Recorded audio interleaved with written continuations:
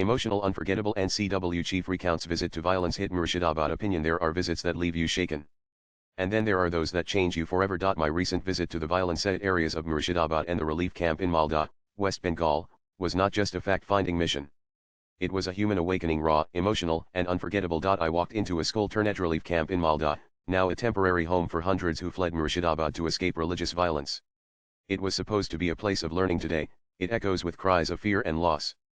Women ran to me, many sobbing, many silent with pain too deep for words. One young mother approached me, her newborn cradled in her arms.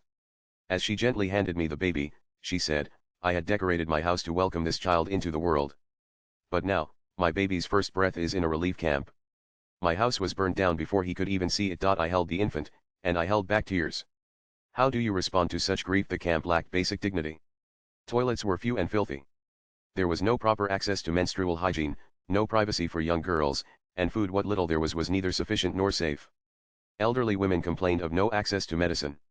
Mothers looked helpless, watching their children survive rather than live.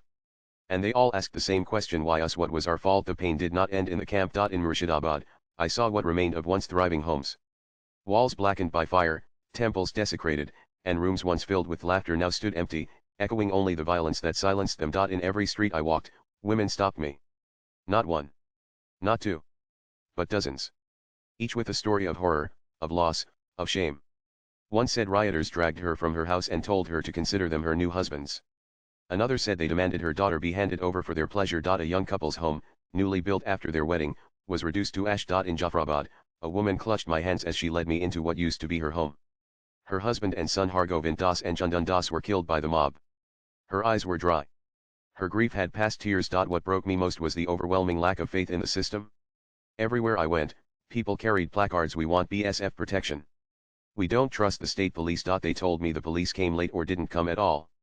Some even accused them of siding with the rioters. These are not empty allegations. These are cries of those who have lost not just family and property but their trust in the state. And yet, despite it all, these women still gathered, still hoped that someone would listen. And I did. What pained us further was witnessing the politicization of this tragedy. Instead of questioning the rioters, some political voices chose to question us. Instead of asking the victims how they could be helped, they were more concerned with political narratives. But let me be clear, this is not a political matter. It is a human tragedy, a women's crisis, a national concern. The right to live without fear, to worship without threat, to protect one's home and family, these are the cornerstones of any democracy. In Murshidabad, these very principles lie in ruins. Plenty of issues lend themselves to politics if one so desires, but not this. This is about security, the right to feel safe, about humanity and dignity. Above all, it's about ensuring that every woman can walk through this world without fear, with her head held high. I was there as a woman. And what I witnessed broke something inside me.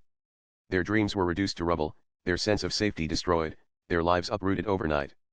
The question that haunts me is who will take responsibility. I return from West Bengal with a heavy heart but a clear resolve.